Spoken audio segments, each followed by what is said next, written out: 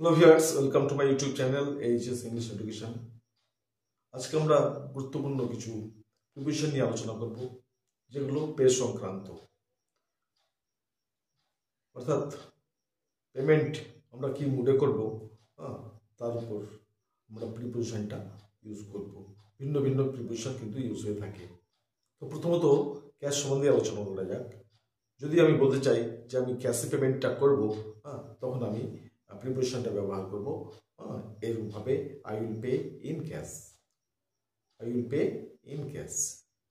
আবার যদি আমি বলতে চাই আমি বিভিন্ন কার্ডের মাধ্যমে অথবা চেকের মাধ্যমে, কার্ড বা চেকের মাধ্যমে যখন আমি পেমেন্ট করব, তখন সেই প্রিপারেশনটা আমরা ইউজ করব বাই।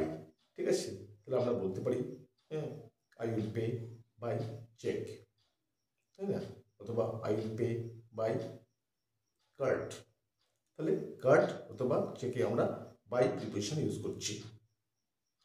আবার থার্ড মোড যেটা নেট ব্যাঙ্কিংয়ে, সেটা যদি বলতে চাই আমি গুগল পে করব, ঠিক আছে, তখন সেটা প্রিপারেশন ভিন্ন হবে। অথবা পেটিএম করব, সেটা প্রিপারেশন আমরা ভিন্ন করব। Net banking, I will pay through Google Pay অথবা I will pay through Paytm. তাহলে এই সংক্রান্ত, পেমেন্ট সংক্রান্ত প্রিপারেশনগুলো বোঝা গেল। আশা করি বুঝতে পেরেছেন। Thanks for watching.